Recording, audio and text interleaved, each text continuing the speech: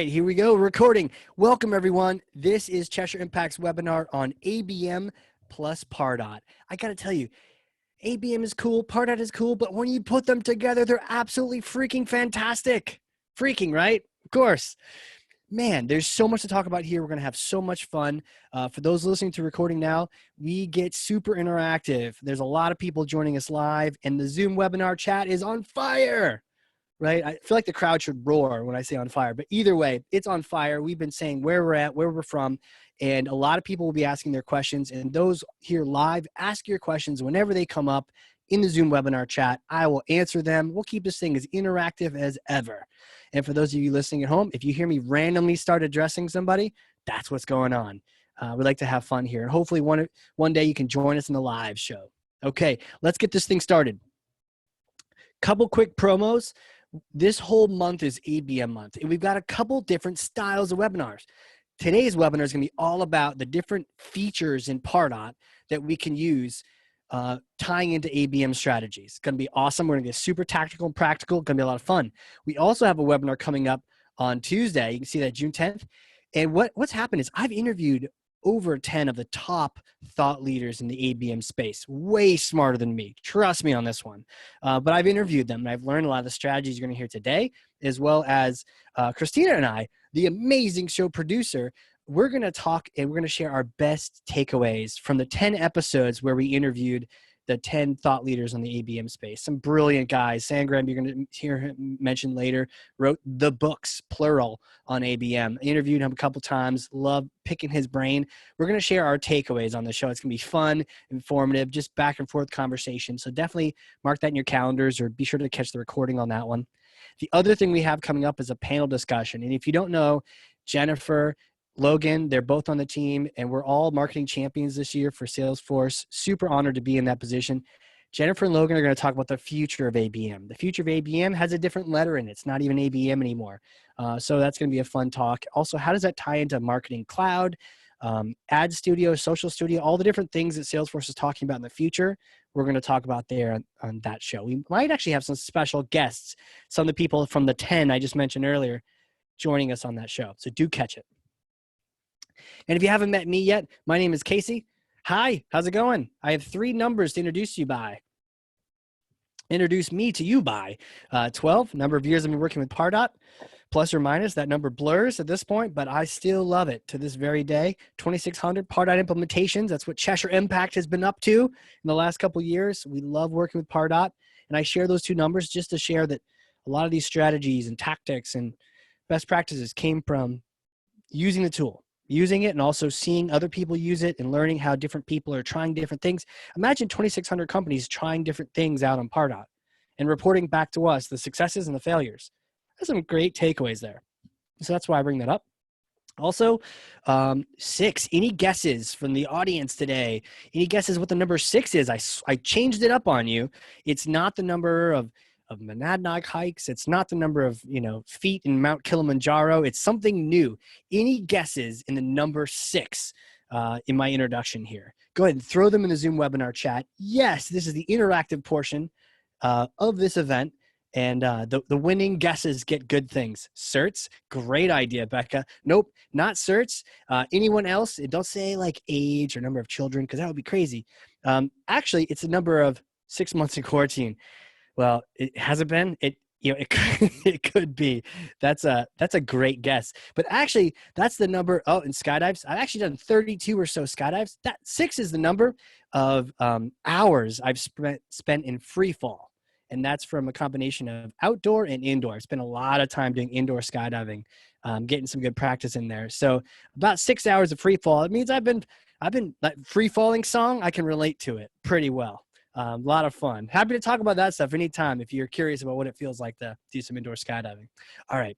Why are we here? Not just to talk about indoor skydiving. Why are we here? Because you know what? ABM, when you're doing it right, it works. Flip My Funnel has this stat. It's fantastic. Hey, 200% more revenue generated using ABM campaigns over the traditional ones. Sign me up. Anyone else want that too? Raise your hand in the go to meeting. I'm OG in the Zoom chat. Raise your hand in the Zoom chat if you want 200% more revenue. I know I do. Here's another stat for you. Yeah, all the hands are just going like, let's do this.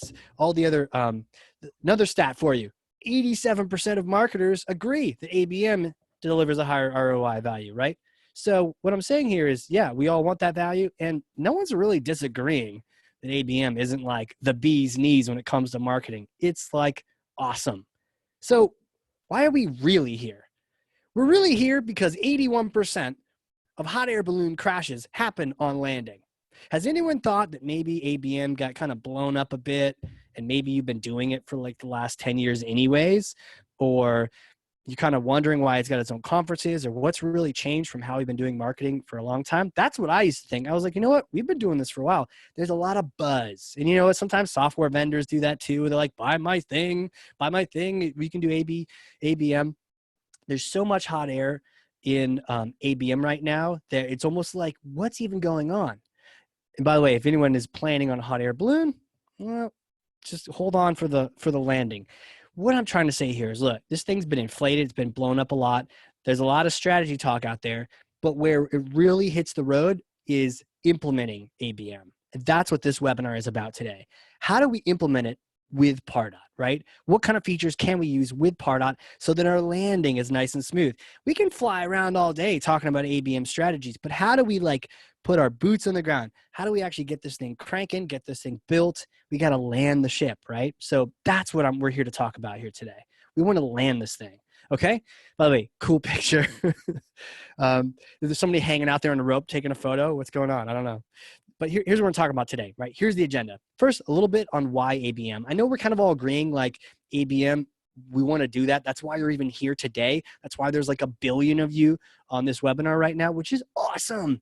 So there's a why in there. But the reason we're going to review that is a talking point for you in case you need to convince someone that hasn't been on ABM webinars, hasn't been to the conferences, hasn't been to all these things. Some of the words you can use when you need to talk to other departments even, sales, IT, finance, other groups about ABM, kind of help explain it. Then we're really going to get into what it actually is. Because again, so much hot air can be hard to land the thing. Hey, just fly around all day, but it comes to landing. Oh, geez, I hope we find a field, right, that's flat. Then how is that going to work? I don't know. We're also going to talk about how we might want to drop the M out of ABM, which is interesting because M stands for marketing. So that kind of confuses everyone, but we're going to do it.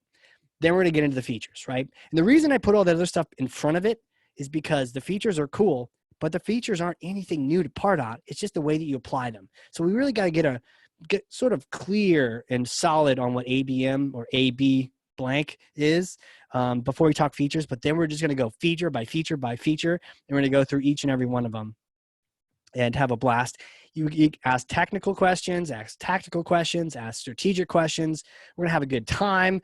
I'm going to keep manning the clock and watching the clock over here, make sure we get through this thing and go as long as we need to go to get this content out so that the recording is mint. And if you're listening to it, hello. Finally, we're going to do some best practices by stage. And we're going to organize them by there's 4 key words, 4 key stages, give or take. Different people have their own way of saying it, but Sangram has a good analysis of it. So we're going to use his, and we're going to go by the different stages, the different Pardot features that fit in each stage, and talk a little bit to them. And we're not going to get too deep on the technical side. We're going to talk to each feature, but typically what happens is we have other webinars in each feature, so we can like refer you to those things. So we can get it all done in an hour. Let's cook. Resource and the Q&A that comes after that. Okay, why ABM? Well, 80% of web visitors are unlikely to become customers. Sometimes I've heard even higher. A lot of people that we capture, a lot of people we get in the system are not a good fit. And sometimes where we err is we're always trying to get more leads for sales, that dirty cycle where we're sending a bunch of crazy people over to sales who are not leads. They're like college students doing research. Sales calls them if they call them, and then they were disappointed, and then they don't want to ever call anyone ever again that we send, right? It's that dirty cycle. So we're spending a lot of time doing that. And on the marketing side, oftentimes what we're doing is we're spending a lot of time and money chasing the wrong people, wrong fit customers. And we're kind of just throwing out super wide net, right? We're just letting everybody in. It's kind of like one of those conferences where, and many conferences have done this, where, you know, you have a couple days and then the last day they let all the locals in from the city, none of whom can ever buy your thing, right? And now you have, let's say 20% of your whole list now, people that got scanned are like the free badges and they're never going to ever buy your thing. Now you got to sort through them. But instead of sorting through them, we kind of just go after them all, right? So the standard model is a bit broken, whether you know who your existing audience is, which a lot of us do. Hospitals, professors, educational facilities. We know that there's 4,000 businesses we can sell to. We go after them. That's the ABM as well, right? So everyone can do a bit of ABM, and it's really just all about prioritizing. We're talking about what it actually is, but it focuses, and it can be really memorable. And one story I have is from Flip the Funnel Terminus. I went to one of their events. I was down in Atlanta. I believe maybe it was in Boston. Actually, it was in Boston. And I got a tweet from them specifically to me saying, "Hey, Casey, come by our booth. We have a present for you." Right? I come by the booth. There's a mason jar with a handle, which is cool because they're from Atlanta. And it's got my logo, the Cheshire Impact logo, in like decal on the mason jar, right? You can't do that for 10,000 people, but you can do it for maybe 100 or maybe 1,000. No, you can't do it for 1,000 either. Hundreds or tens. You can do it for a certain number of people that you really want to have an impact on. It's those kind of things. I'm telling you a story of something that happened probably 4 years ago, and I'll probably continue. I think I put it in the book. It's everywhere. It's that kind of an impact that you can have when instead of trying to talk to everyone and be really generic to everyone, you get super, super focused. So that's AB in a nutshell. And the reason why we want to do that is because that memorable type of connection, revenue comes from that. We've seen the stats. We know that that's the case. So quick on why, let's talk about what it actually is. And what it is not is a new magic thing recently uncovered in the caves, right? Or the new sea scrolls that were dug up in Egypt, right? That's not what ABM is. And I think we need to separate ourselves from the magic of it, the hero worship of a new strategy. It's not going to solve magically all of our problems, but it's actually a really good framework for marketing, right? And so Sangram actually, does anyone know Sangram? If not, you follow him on Twitter. He wrote originally, the first book was the Dummies Guide to ABM. So imagine that. Dummies can only pick one person to write a dummies book on a topic. They picked him on the ABM topic. So he wrote that, and then his follow-up book to that was ABM is actually B2B, because a lot of people were doing the hero worship thing, and they're like, Sangram, save us. He's like, guys, this is just good marketing, right? And I love that because it dispels some of the myth of what's going on here. So what we got here is really just a framework for good marketing, and I've got 4 keywords here, and we're going to use these keywords to bundle the different Pardot features we're going to talk about in just a second. But it also is a great definition for what ABM is. It's a framework, it's a strategy, it's a way of doing your marketing. And if you just follow these 4 words, how you specifically do it in the actual details, I don't really care. As long as you're addressing these different areas, that's really what the soul of ABM is. So first thing, really probably the most important thing that we tend to completely skip in traditional marketing is target, right? Segmentation, targeting, it's going to tie into dynamic lists in a second. The idea of identifying and prioritizing your accounts. The Terminus couldn't do that mason jar thing for thousands of people, right? They couldn't do it for everyone at the event. They wouldn't even know everyone's logo. How do they even do that? How long did that take? I don't know, but they can't do it for everyone. So you got to identify and prioritize your accounts. And we're going to talk more about this when we get into segmentation. And so it's going to be it's like stractical, little strategy and practical as we go. But it's important to really hone in on a tiered group. So you have like tier 1, tier 2, tier 3. We'll talk a little bit more about that. Engage. After you've targeted people, it's time to engage them. And really, this is all about personalizing the journey to the buyer. And we know that Pardot is awesome at this. And so we're basically doing that, but with an ABM mindset. We're thinking, okay, how can we target accounts, not just individual people? Or this particular prospect, I want to prioritize, what kind of things do I know about his or her account that I can bring in to make their experience a little more personal? And we're going to talk about different ways you can do that with Pardot. Finally, content strategy. What kind of questions are they asking? Different buyers and different roles in the account are going to ask different questions. So how can I customize that so that the IT guy is getting a description of all the IT programs and facets, and then the CMO, she's getting a whole list of all the different strategies she needs. Can you imagine trying to talk IT or like finance to the marketing person, and then, you give marketing stuff like jazz hands to the finance person? Crazy, right? That's a recipe for the no engagement. So we want to really get personalized. Finally, we want to activate. This is, I didn't really have time to, we could do a whole webinar on this. The idea of customers, they're like the forgotten phase, right? Totally been guilty of this. We're so focused on acquisition, we forget it takes so much more time, money, effort to acquire new customers than it does just to build up our existing customers.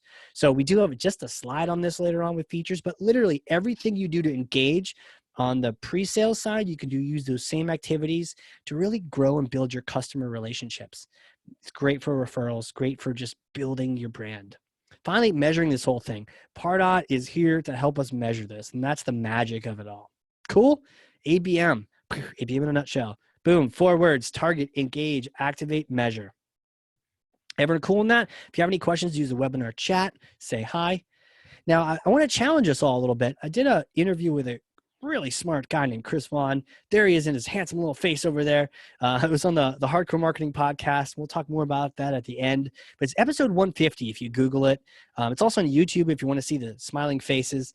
And one of the things he talks about is, and his episode is even called, his, it's Scott. It's Scott Vaughn. Yeah, thanks. I don't know why I said Chris Vaughn. I guess I meant Chris as well. Sorry, that's actually Scott Vaughn, who is still a very, very smart guy. And one of the things he talked about is ABM is not a strategy. He's like, it's not like your cure-all. It's just good marketing, right? The same thing we were talking about. So he was preaching the choir. But one of the points he brought up is, if you call it ABM, account-based marketing, it's almost like it's doomed to fail from the beginning. Because if this is solely a marketing initiative, then this thing just fails right out of the get-go, because the whole point is that we're supposed to be aligned with at least sales, if not service and ops and everyone else in the company, to be able to deliver across that entire journey, right? So if we're just focused on our own little silo and we're not discussing things or planning things with everyone else, it's doomed to fail. So Scott actually talked about a bunch of different things we need to do before we do ABM. So if you're curious about that, episode 150, not Chris, it's Scott. And he gives us a whole strategy around that. There's even a blog post on it too. Really smart guy. Really, it's the idea of account-based engagement, okay? Account-based engagement. You're going to hear this a lot from Salesforce as well. This is the direction everything is going. And on that webinar that's coming up about the future of ABM, we're going to be talking all about ABE. And I'm actually glad to see that, because I don't think it's just like, let's just change the name and talk about it again. I think it's a good direction where we're saying, trying to get sales involved in something called account-based marketing. Why do they care? It says marketing. I'm not a marketer, right? But if it's account-based experience and it's across the entire gamut, then sales is like, okay, cool, sign me up as long as it helps me sell more things. Ops can sign up. Customer service can sign up. Everyone can sign up, because it's about the entire account journey, not some cool marketing thing. So, cool. All right. Hey, in final thought, and I posted this on LinkedIn. And by the way, if we're not connected on LinkedIn, shoot me a connection, but say hi, because I get a lot of those random ones, right? I'm sure you all do too. Has anyone got one of those today? I'm sure. But shoot me a note on LinkedIn. Let's connect. Say you joined the webinar. Let me know what your thoughts are. But I made a post on there today about this topic. And, I've been watching a lot of oldies TV game shows on Amazon TV, because free and COVID. Thanks, COVID. But one of the things I realized as I was going over my notes today is that, look, ABM, ABE, it's not some complicated thing. When it comes to the game shows, it's not like Jeopardy, where you need to know some obscure answer, right? Nowhere along this whole presentation am I going to give you anything too obscure. We get a little bit into it with connected campaigns, right? That gets a little hairy when it comes to technical ability. But for the most part, ABM and executing it for your company is not going to be like a trivia contest. You don't need to know the 19-letter words. Alex Trebek is not going to ask you your wager. Do you know how to spell Azerbaijan? No, not going to happen. It's more like Supermarket Sweep. Has anyone seen that? Michael, it says it was your favorite game show growing up. Dude, check it out if you've got Amazon. They've got the whole series on there, and the host wears these outrageous sweaters. But here's the gist of it, right? And I don't know if you don't already know the gist of it, but it's like you've got a team, and it's almost like sales and marketing are aligning, right? They're like, okay, you got a team. You've only got a limited amount of time and attention span of that prospect. You need to fill up your cart with as many goods as possible, but not just and is not just as many, you're trying to raise up the bill the highest, right? So at the end of the day, you've brought back in your cart is full of like hundreds of dollars. They cash it all out and they look at what's the dollar amount. Okay, you brought back $300. You brought back $500. You brought back $800, right? That's what they're trying to do. So the people that lose, they get distracted in the candy aisle.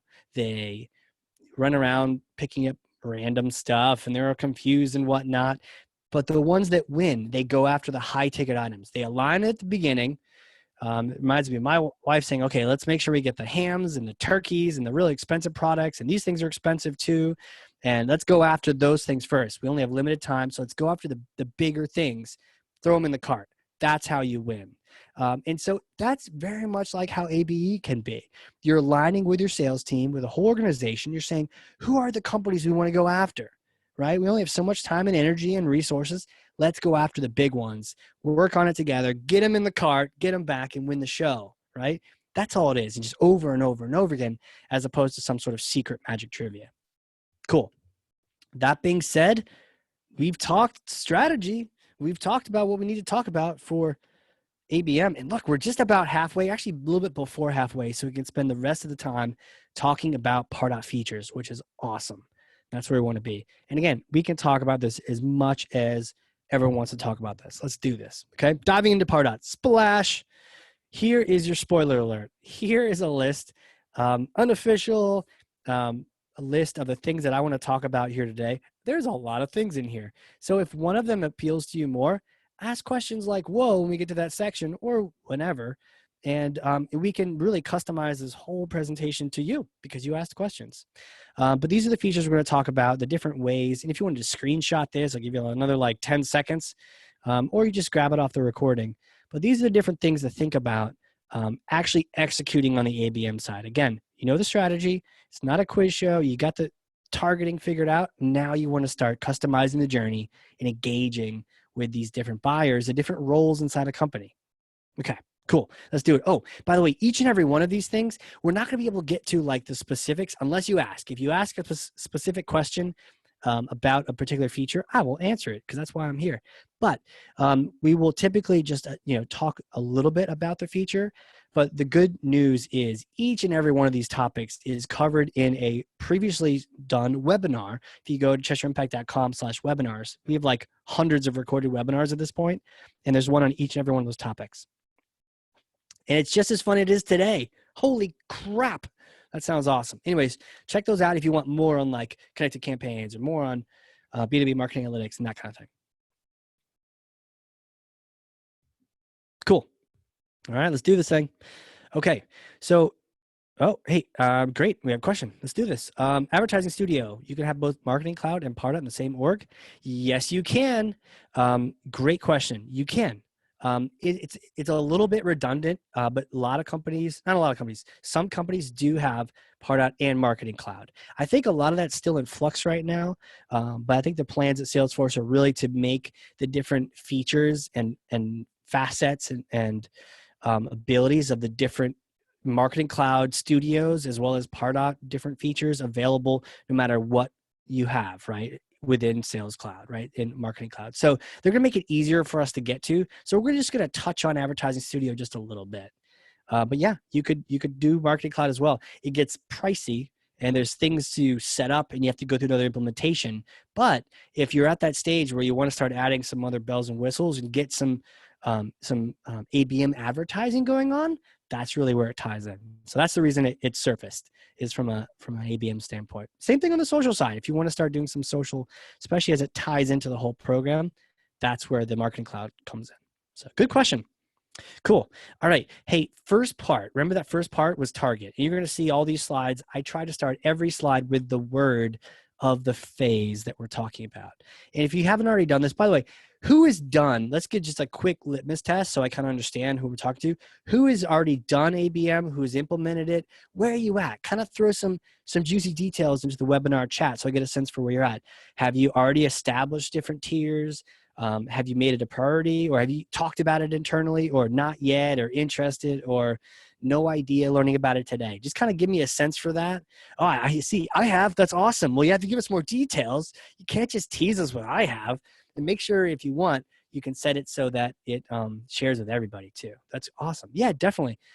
Share the details so we can all make like a little community while you're listening to me. So that way, even if I'm not exciting, everyone in the webinar chat can be exciting. I've done some target accounts based off of Fortune 1000 and 500. That's cool. Built out tiers and now working on strategies. Oh, very cool. Very cool. So those of you who already built out tiers, share how this applies to you, share how you've done it this way, or if you've done something a little different from how I'm describing. And definitely, add in your own sense to this whole thing. Yeah, Vince, that's awesome. Love that. Have always been pretty account focused, but have recently started trying to whittle down our sprawling list of 5,000 accounts into a more manageable ICP. Yeah, right? It's all about boiling it down. Zero segmentation. It's painful. I'm with you. When segmentation is number one on our Pardot maturity model, on our roadmap called the CSI, for that exact reason, right? Because without that segmentation, it can be rough. You get unsubscribes from people that you want to keep. Crazy. But let me just talk about the tier system, right? So what I really like about the ABM side, ABM, ABE, stay with me. I was really skeptical about ABM when it first was sort of the buzz, right? I'm not really a buzz guy. I'm like, oh, they're talking about it. It must not be all that important. But what I really liked about it when I dug into it is the idea of prioritizing, right? We've got this huge list and it's like, you could just blast people, but how do you really get specific? You want to really to do those things that, that mason jar with my logo on it. You can't do that to everyone. So it's the idea of showing it's a little bit of a discipline. It's not easy, but it's to really understand who is our ideal client. And that is not necessarily an easy question either, but it's one you have to ask. Who are the different profiles of our ideal client? And who would be the dream client, right? The one where you have a party when you land the client. That becomes your top tier. And you'll see in there tens, hundreds, thousands, right? Make that number what you will. It's more of the ratio that I care about, right? And the ratio really stops with your top tier accounts. The top accounts get all the craziness. They get the mason jars. They may get a custom whole email nurture campaign. They may also get some delivered root beer in the mail and all sorts of goodies, and maybe dinner at Dreamforce or something like that. They get that top amount. Now you can't do that with hundreds, but you can do it with maybe tens or 20s. Depends how big your organization is, how big your sales team is. If your sales team has 50 reps, and each rep just had one target, you could have a list with 50. That's reasonable. So you can realize it's not necessarily must have 10. It's like a certain number, right? And so you put your numbers in there too in the webinar chat if you want to share the kind of ways you did it. Setting it up, building a side Pardot. Perfect. All right, need to build out the tiers. So the idea is get the tier set up, your top tier. And how do you build the top tier? Real quick, top tier is you're talking to sales. And honestly, before you talk to sales, I recommend this. We even did this internally where you go in the marketing side, you do the reports, you run the things, inside view, whatever partner you use with the list. Okay, who are the really good customers?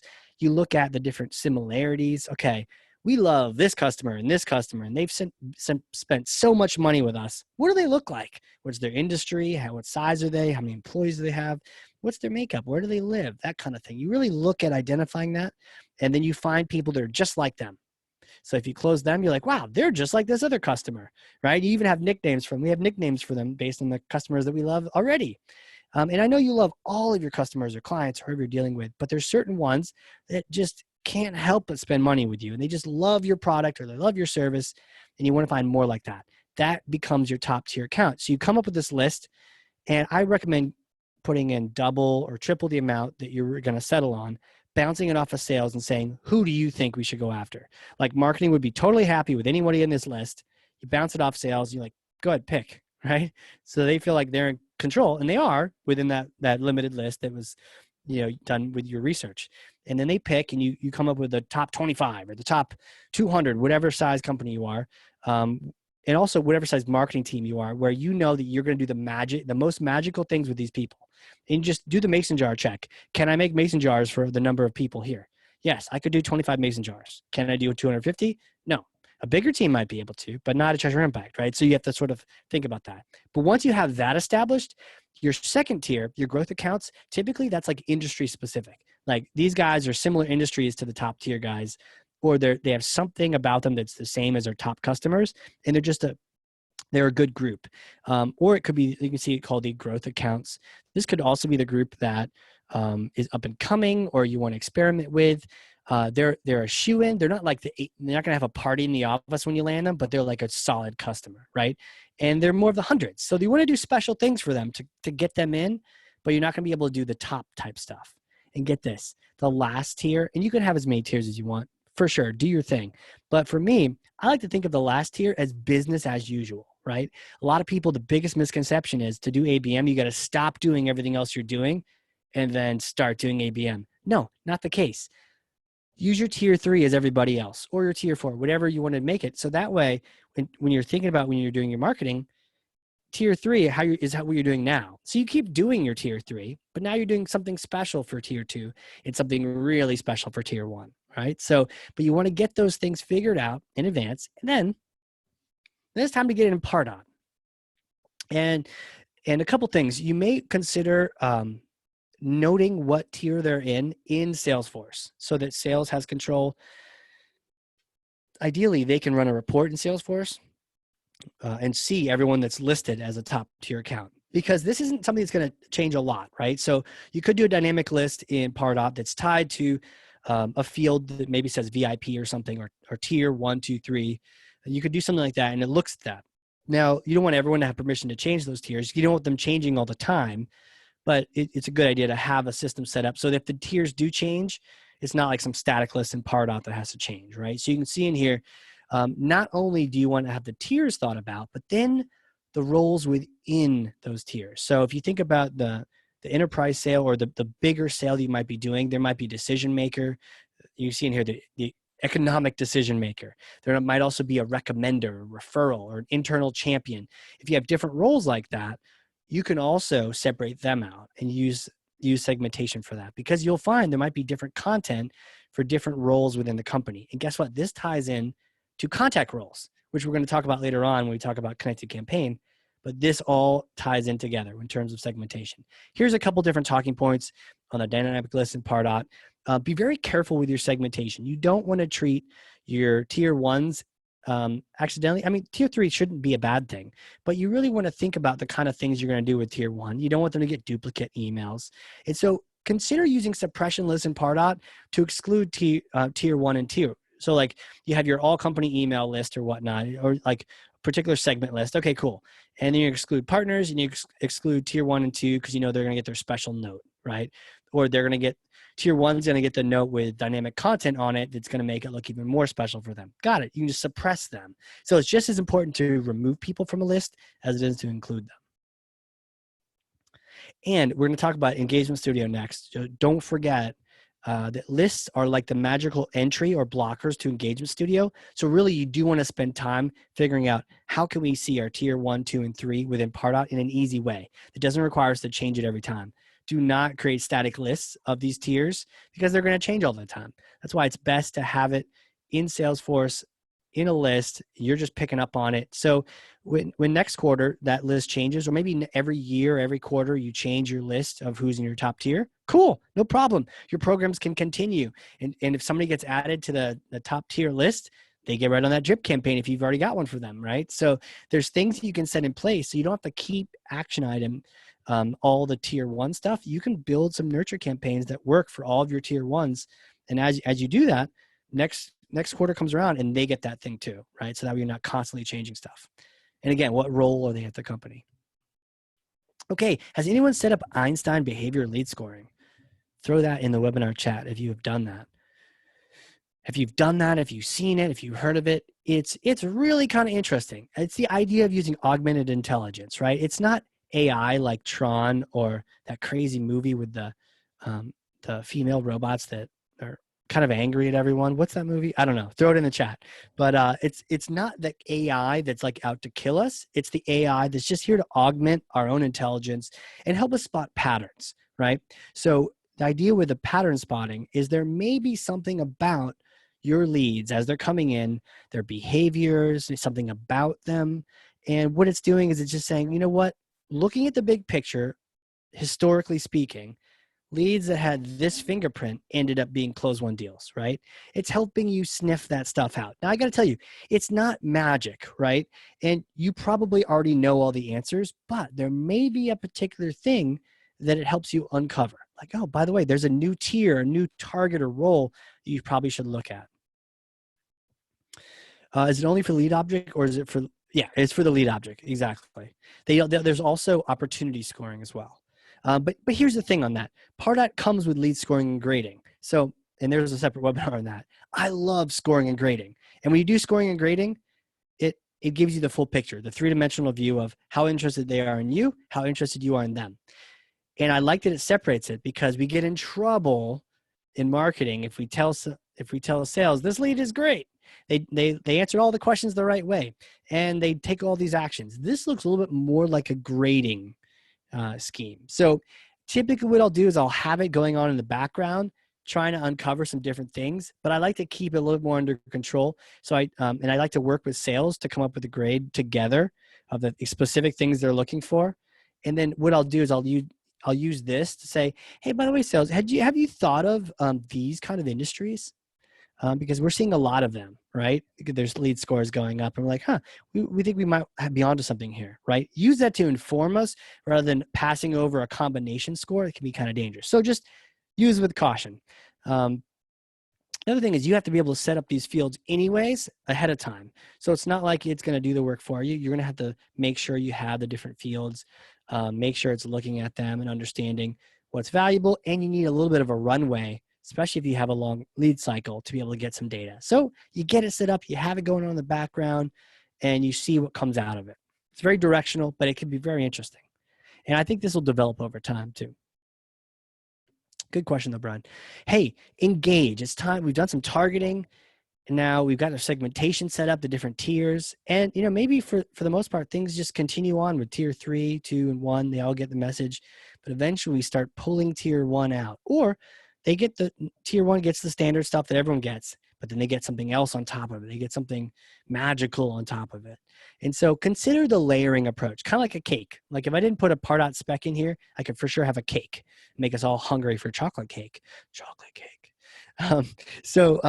Consider in the ABM tiered approach that eventually the goal is that your tier 1s may all have their own nurture campaign. It depends. It depends on how many you have on that list. But oftentimes what I recommend you do is you build a tier 1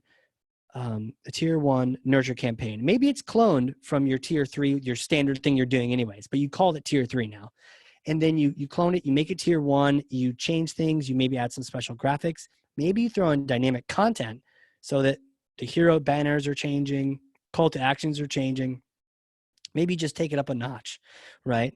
And then what you can do then is clone that, right? So you have like 25 different nurtures for those specific accounts. And again, you can't do that for hundreds.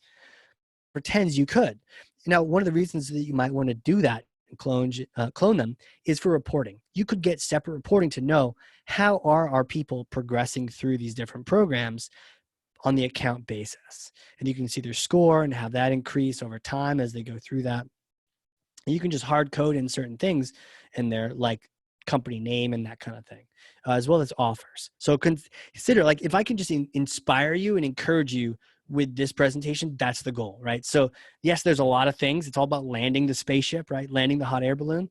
But really, think of tier 3 as what you've been doing. And then you immediately start focusing on tier 1, right? So if 3 is good, 1, 2, and 3 are good on tier 3, you start peeling out the 1s. And then the 2s, really when you have time, right? They're still getting their 3 message, but now you start giving them a little bit extra magic, maybe. But really, it's all about focusing that time and attention on tier 1. Cool. Role at company is also extra. You may be like, wow, I've already created 25 nurture campaigns for the companies. Well, what I've seen work really well is you create a nurture campaign for each individual company on your tier 1, and then you use the advanced dynamic content to change the call to action or to change the email or to change some kind of the messaging inside there based on the role, right? So if you know someone's a recommender versus someone being like the actual purchaser or the decision maker or the executive in the account, that kind of thing, you could have different messaging that way. So don't necessarily think you have to make 25 times 2 times 2 times 2 times 2. That's a lot of nurtures, right? Consider using dynamic content along the way, because that might make you only have to do one tier 1 nurture campaign, but use dynamic content to change images throughout the whole journey. Cool. Finally, personas. The work on personas may help you realize there's only maybe 2 different kind of buyers or 3 different kind of buyers, and you don't need too many drip campaigns. It's just more a matter of changing some of the images and the call to actions. All right. This is what we talked about earlier, the idea of triggering an ABM ad campaign. This is kind of futuristic. You know, if this was a Salesforce presentation, they would do the safe harbor thing, but really we're seeing a lot more collaboration with the Marketing Cloud side. It's no longer just the B2C side, but we're starting to leverage, like we do in B2B anyways, we leverage B2C stuff, right? B2C comes out with something funky. We're like, how can we use it on the B2B side? Same thing's happening. So you're going to start seeing a lot more ad campaigns. If you haven't talked about it with your Salesforce rep yet, you're going to hear it coming up more and more, especially as we talk about ABE. But the idea of triggering something, not to everyone. Again, it's not like, oh, the sky is falling. Let's hit everyone with a Facebook ad. No. But if we could hit our 25 tier 1 accounts with some follow-on, or to let them know about a webinar specifically coming up, that would be really cool. And that wouldn't take much time. It also wouldn't be very expensive to do advertising just to the 25 IP ranges, the 25 different accounts you're trying to target, as opposed to targeting everyone to try to get to the 25. So you'll see more and more of that happening, but really what's neat is it's a step. You can drop that into the engagement studio side and have some things magically happen. So there it is right there. It's really interesting. So more on that later, but it's the futuristic side. Totally digging it. Next is advanced dynamic content. Who here was on, we just did a webinar last week on advanced dynamic content. And if you're totally game for this stuff and you want to hear more about it, then for sure, check out the recording because it's awesome. Again, CheshireImpact.com/webinars. Hey, Brittany, hey, good to see you again. Yeah, totally. Great webinar. Oh, you're the best. Hopefully you say that about this webinar and the next one and the next one. But it was awesome. And we talked all about advanced dynamic content. The idea, again, is just how can we customize the journey to the tier, the role, or even both? And an example down below here is Optimizely. And you'll see a couple different things. One is saying, hello, Microsoft. Oh, thank you, Christina. She put a link in the chat, linking to the webinars.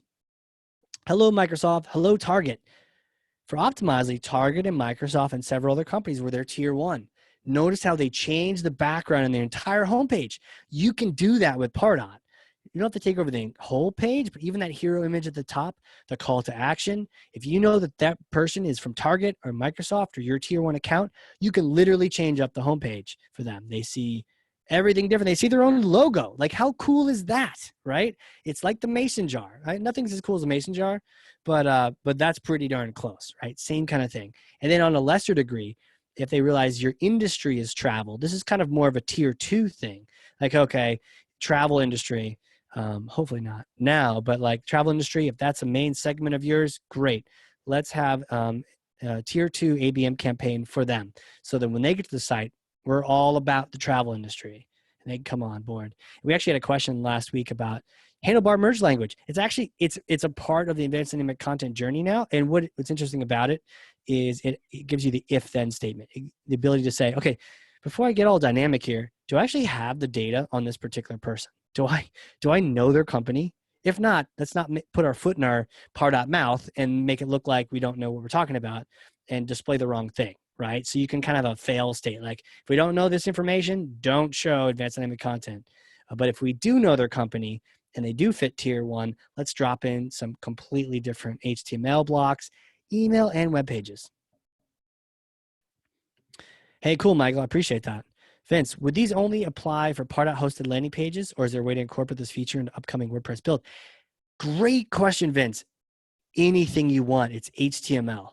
So on these things, they're blocks of HTML. So you can actually dynamically change up whole areas of your email, the images at the top, the call to action at the bottom, the whole email itself. Pardot landing pages or just regular WordPress pages or any kind of HTML page, because what it is, it's an iframe. You just drop it in there. It's a little JavaScript code.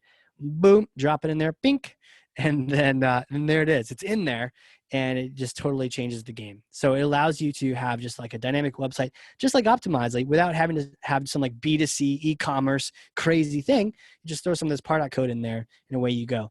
Might need to do a little styling, little CSS hackery to make this thing work, but you can always hit us up with some questions if you have any questions about that, because that gets to some wizard level stuff. That's why I tend to have people not necessarily do Optimizely and do the whole background of the page, because that gets really fun and weird from an HTML standpoint. But just to have like the main image on their website change or their main call to action change, how cool would that be? Cool. Great question. So real quick story, and those on the webinar last week, hey, you can just internalize this story one more time, but this really drives home the point. We had a client that came to us, and they're like, hey, we've realized, they did the work on segmentation and targeting, right? And they realized that they sell to hospitals, and there is a dramatic difference for them selling to a public hospital or a private hospital. And some people listening to this, especially if you're in a different country, are like, what? But yeah, there's private hospitals and there's public ones. There's like nonprofit ones, and then there's private ones and run by charities, and there's all different kinds. But they realize, okay, the public hospitals tend to have more beds and less money. And the private hospitals tend to have more money and less beds, and they buy different ways, just like any kind of buyer, right? Whether you're in healthcare or some other industry, they bought differently. And they also didn't like each other. Not didn't like each other, but it's kind of like, I don't know, New England Patriots and everybody else, right? Or now the Buccaneers, who knows? But what they found is that there was such a difference that they wanted to focus. So they used advanced dynamic content with us, and we kind of came up with a strategy together. And what we ended up building was their emails would change, and then their hero image on their website would change, whether if they learned that you were a public hospital that they were selling to or private. If you're in the private system or the public system, they would show you different images. They would show you like, oh, Lenox Hill, or they'd show you another hospital that was more private. And then all the case studies on the right-hand side, they would all change to be public or private case studies, right? Again, nothing like looking to one buyer and giving them a completely wrong case study. But in this case, it was completely the right case study. So did this. And then one other caveat to that was they didn't have the data, right? So for a lot of this, especially in the ABM world, got to have the data. Make your plan, figure out the difference of the different tiers, and you got to figure out, okay, how do we get the data in the system? So one thing we did, again, we didn't know, we had some data to show public and private based on the name and that kind of thing. But we did send a simple email out. It was a brilliant idea. Someone on our team who came up with this. And basically the idea was send out an email saying, we have 2 centers of excellence. One is for public health, one is for private health. Has case studies, has all sorts of documentation. And if you're trying to do an RFP, there's like templates for you, like all those kind of juicy details, something that their buyers would want in those different sections. We said, click away. There's no form. Just click to either the public center of excellence or the private one. And any guesses what those were? And those of you on the webinar, you would know. Any guesses what was the magic behind this whole thing? There's no forms. So how would we do anything on this? Well, we had custom redirects, little Pardot redirects for each one of those links on the image and also the link itself. So when it went in that direction, and also page actions from Pardot if you got to that page without a click. And if you got to that page, we tagged you as public or private. Boom. And then evermore, you only saw the private health studies and the private case studies and the images, and your emails changed and everything. And they had a increase in clicks, increase in sales, and just things went through the roof. And that's from doing nothing other than just customizing. And they did come back to us at one point and say that their customer had reported that, I think it was either private or public. The person said, look, we're public and we purchased because you guys are dedicated to public. And we really like that you focus on public, right? They literally said that. And at the same time, someone in the private sector is like, we should probably go with these guys because they're focused on the private sector, right? That's the point of it. That's the magic of customizing the journey to the account, to the industry, advanced dynamic content. So we'll keep going. We'll keep moving at a fast pace. If you have any questions, just hit me with them. But you're being super engaged, and I love it. Speaking of engage, super meta. Has anyone heard that? Or like my daughter would say, jinx. So on the engage side of the ABM world, there is a tool in Pardot. Does anyone have engage? If you have engage, be loud and proud, raise your hand, or say you have it in chat, or you're maybe thinking about it. Engage is a part of Pardot that is specifically for sales. Technically, it was for free, part of OG's Pardot. I see a bunch of hands being raised. But now it's a special add-on specifically for sales users for their seats. Yep, see some more hands, awesome. And so what it does is allows many, many things, but one of the things it does is has alerts so that sales can actually see, oh, interesting, someone I'm really trying to target just came to my website, right? Okay, cool. Someone else I'm really trying to go after just came to my website. Or that tier 1 customer, as we're talking about ABM, tier 1 customer is on my website. Boom, good to know. Maybe I'll reach out and call them, because if they're doing research on me right now, it's a great time for me to reach out to them. It's not going to bother them because they're already on that topic, right? One of the biggest enemies to sales and marketing alignment is noise. It's noise. How many times do we send leads over that shouldn't? Do we have meetings about topics we shouldn't? Do we tell them about content or tell them about things that don't help them, right? We don't want to give them noise. We want to really distill down, okay, what's the one takeaway want sales doing this week? Or what one piece of content can they utilize this week with their customers around this topic, right? Or that one training thing we can do, just sort of like bite-sized pieces. So what this does is it helps clear up the noise. They can filter out all leads and you can have it show up. So it's not every single lead they own, but the tier 1 leads, their top leads can show up. And it's a brilliant way of doing filtering, especially as it ties into ABM. Finally, you can also give them the empowerment of adding people to select lists, not all the lists. We don't expose all these things to sales, but, and also we don't want them to manually choose tier 1, 2, and 3. That's done at the beginning, aligning with sales leadership, that kind of thing. But we could allow them to put people on a snooze list, to a list that does a certain kind of drip campaign, the newsletter list. Give sales the ability. So instead of saying, oh, you want the newsletter? Yeah, here, go to this URL and sign up. Nobody does that. But instead you go, oh, you want that newsletter? Cool. Let me just, boop. Okay, yep, you're on it now. Or want me to take you off it? Boom. Okay, you're off it now, right? Gives them the power to really customize the journey as they're on the phone with a prospect.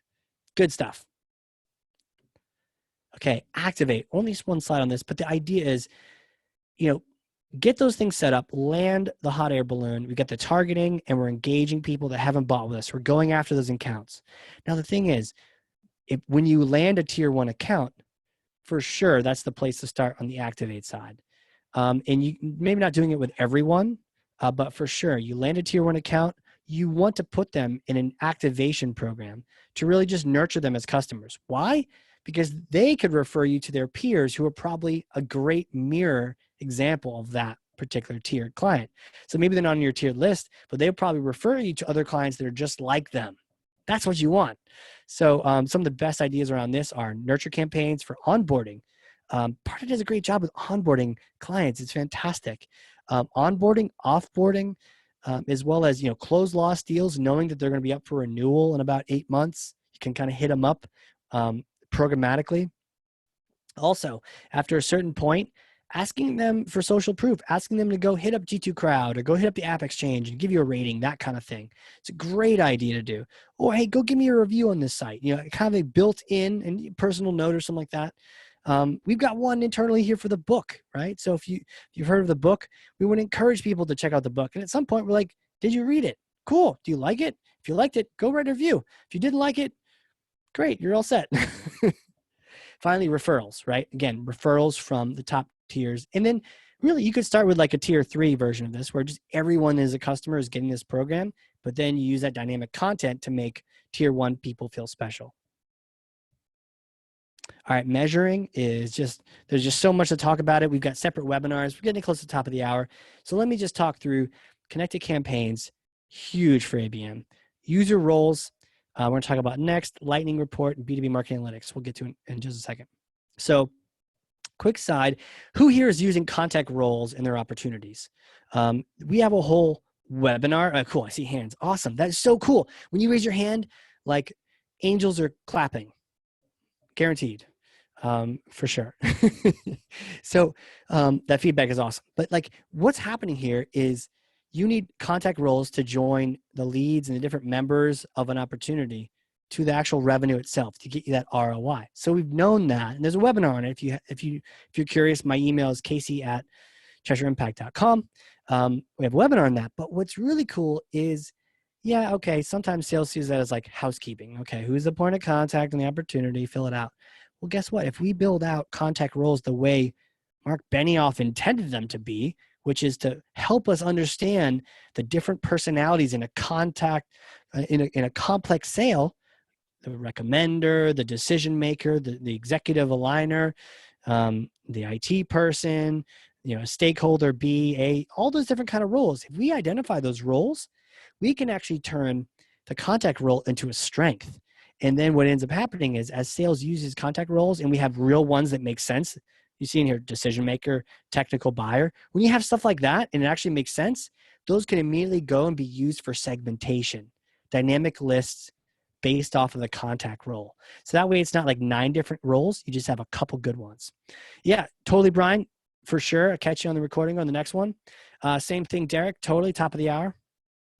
All right, Jaden says we also use Einstein activity capture. Nice. So we have to add contact roles to opportunity if they want their email to automatically sync to Salesforce. Love it. Putting a little programmatic step into place to make sure that needs to happen makes all the sense in the world. Totally, Becca. We'll catch you on the next one. Another meeting. Boo, I know. Won't be nearly as fun as this one, but that's okay. Awesome.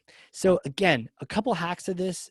We for sure required, not nearly. We require this. So you can't get your deal too much further without doing contact roles. What I've seen work really well, point of contact happens by, say, your step 2 on your opportunity.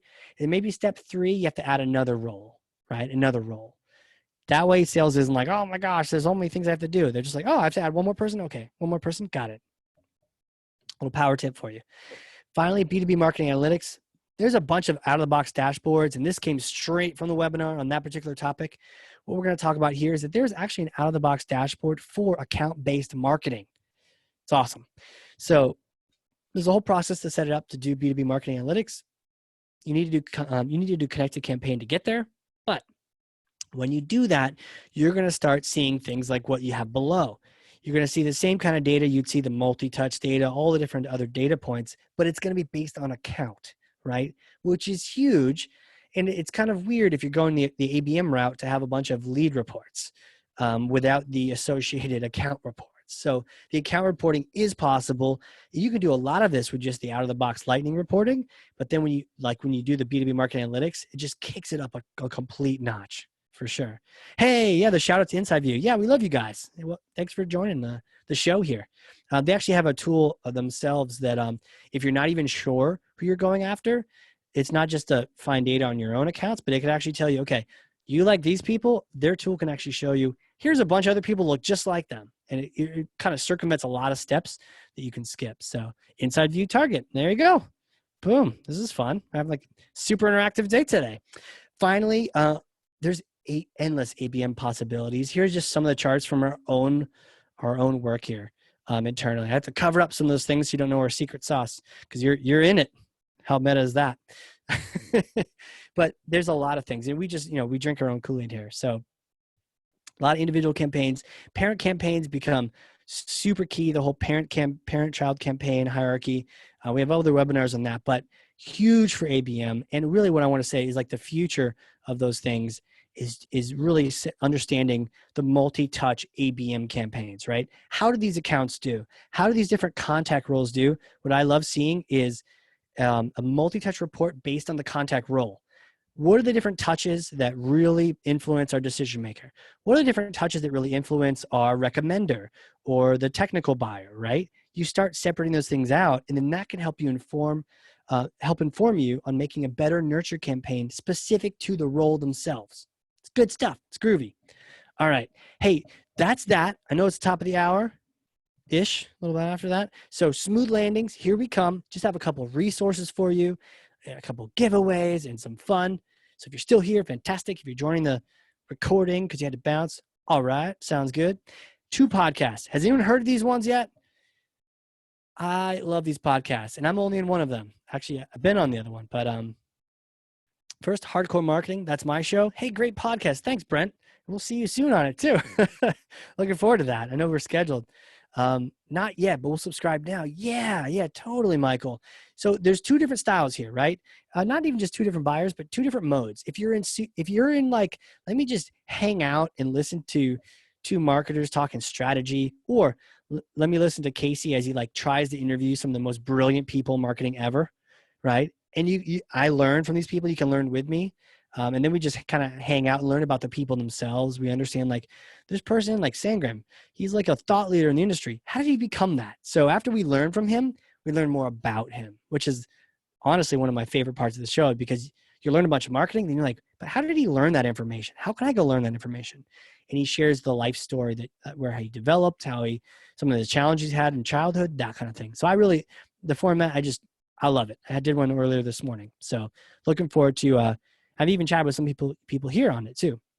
So check that out. There's a lot of cool stuff. Again, ABM, we have that event I mentioned at the very beginning, the event coming up where we're going to talk about the different takeaways from all of the top 10 ABM speakers we've had on the podcast. I literally have 2 pages of notes from every speaker, and it's amazing. Awesome, Ethan. Right on, man. Take care, and maybe we'll see you on the next one. Definitely come to the one where Christina and I are going to talk about the podcast takeaways. It's going to be so much fun. You get to meet Christina, who is the marketing behind all that is Cheshire Impact. So you definitely want to meet her and get her takeaways, because she actually does work around here. I just talk about silly webinars. Second podcast, Pardot Life Hacks. Has anyone heard that one? Pardot Life Hacks? If you are like, I want to set up connected campaigns, or I want to do some B2B marketing analytics, set up a new data set.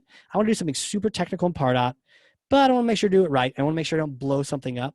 Jennifer Schneider goes into step-by-step, click-by-click detail on Pardot Life Hacks. And sometimes it's a quick little thing like, hey, do this, and do this, and that'll save you like an hour with your Pardot work. That's the place to go. She'll either talk you through every single step, or she'll give you a quick hit win. She goes back and forth between the two different types. Sometimes she's had guests on with her own power tip. If you've got a Pardot life hack you want to share, let us know. We can get you on there too. So much fun. So that's like the super technical podcast you should check out.